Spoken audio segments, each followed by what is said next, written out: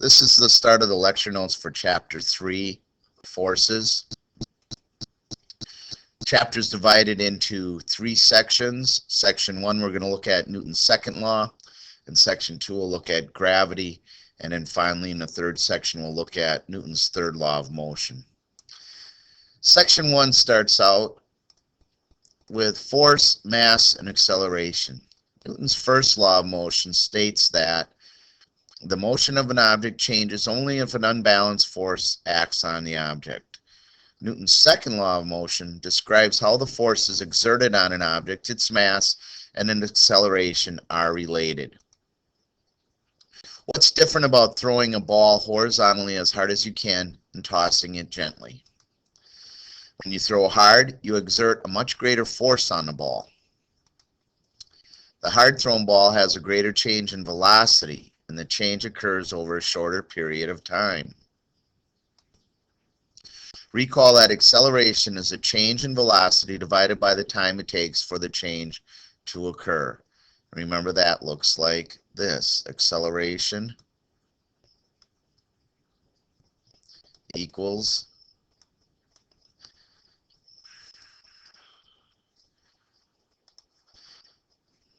once again, acceleration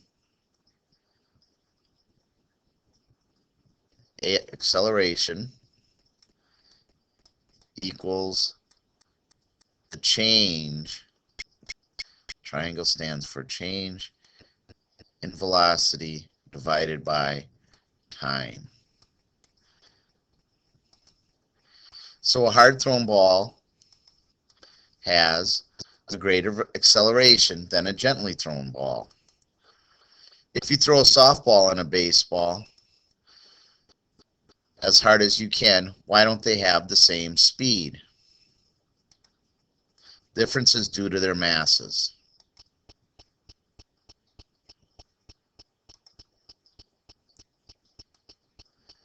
If it takes the same amount of time to throw both balls, the softball would have less acceleration. The acceleration of an object depends on its mass as well as the force exerted on it. Force, mass, and acceleration are related. And this leads to Newton's second law of motion. Newton's second law of motion states that the acceleration of an object is in the same direction as the net force on the object, and that the acceleration can be calculated from the following equation. Acceleration, again, in meters per second squared equals the net force in newtons. Newton is the SI unit of force divided by the mass in kilograms, and that looks like this. Acceleration equals F net over m. Newton's second law also can be used to calculate the net force if mass and acceleration are known. To do this, the equation for Newton's second law must be solved for the net force. To solve for the net force, multiply both sides of the equation by the mass. The mass on the left side cancels, giving the equation F net equals mass times acceleration. And this is the more common expression of Newton's second law. I would think that you would see this expressed this way more often. F equals m times a, or F net, the net force, equals mass times acceleration. Friction. Suppose you give a skateboard a push with your hand. According to Newton's first law of motion, if the net force acting on a moving object is 0, it will continue to move in a straight line with constant speed.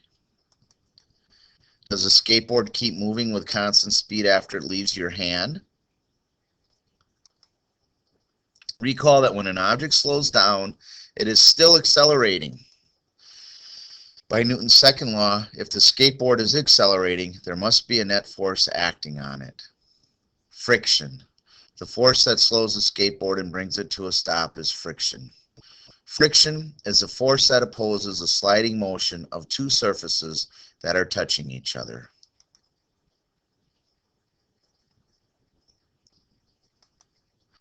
The amount of friction between two surfaces depends on two factors: the kinds of surfaces, and the force pressing the surfaces together. What causes friction?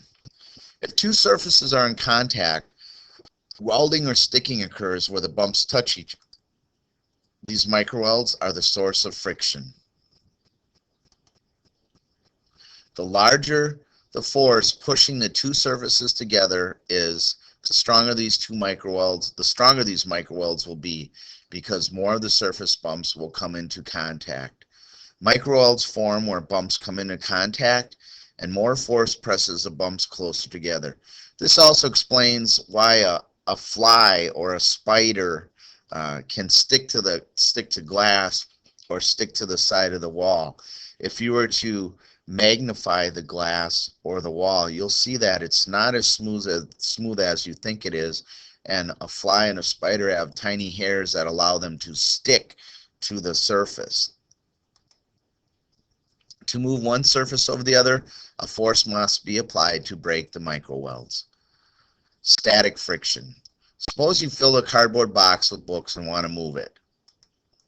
It's too heavy to lift, so you start pushing on it, but it doesn't budge. If the box doesn't move, then it has zero acceleration. According to Newton's second law, if the acceleration is zero, then the net force on the box is zero. Another force that cancels your push must be acting on the box.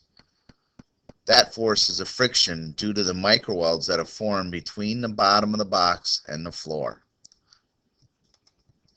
Static friction is the frictional force that prevents two surfaces from sliding past each other. You ask a friend to help you move the box. Pushing together, the box moves. Together, you and your friend have exerted enough force to break the microwelds between the floor and the bottom of the box. If you stop pushing, the box quickly comes to a stop. This is because as the box slides across the floor, another force, sliding friction, opposes the motion of the box. Sliding friction is a force that opposes the motion of two surfaces sliding past each other. Rolling friction. As a wheel rolls over a surface, the wheel digs into the surface, causing both the wheel and the surface to be deformed. Static friction acts over the deformed area where the wheel and the surface are in contact, producing a frictional force called rolling friction. Rolling friction is the frictional force between a rolling object and the surface it rolls on. Air resistance. When an object falls towards Earth, it is pulled down by the force of gravity. However, a friction-like force called air resistance opposes the motion of objects that move through the air. Air resistance causes objects to fall with different accelerations and different speeds. Air resistance acts in the opposite direction to the motion of an object through air. If the object is falling downward, air resistance acts upward on the object. The size of the air resistance force also depends on the size and shape of an object. The amount of air resistance on an object depends on the speed, size, and shape of the object. Air resistance, not the object's mass, is why feathers, leaves, and pieces of paper fall more slowly than pennies, acorns, and apples.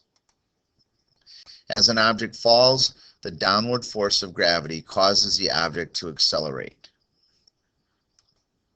However, as an object falls faster, the upward force of air resistance increases. This causes the net force on a skydiver to decrease as the skydiver falls. Finally, the upward air resistance force becomes large enough to balance the downward force of gravity. This means the net force on the object is zero.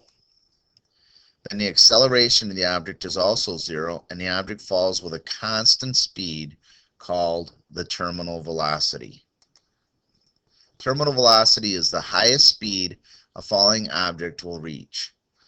Terminal velocity depends on the size, shape, and mass of a falling object. This concludes the lecture for Chapter 3, Section 1.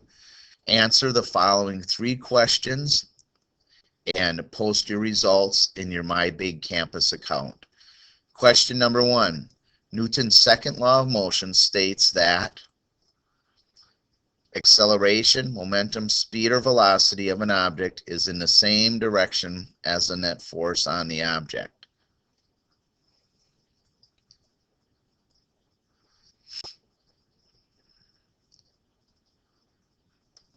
Correct answer is answer A. Acceleration can be calculated by dividing the net force in newtons by the mass of an object in kilograms. Question 2. The unit of force is joule, lux, newton, or watt.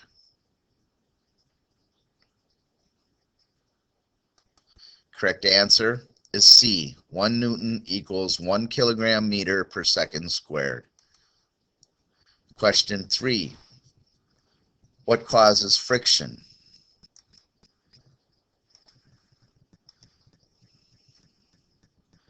What causes friction?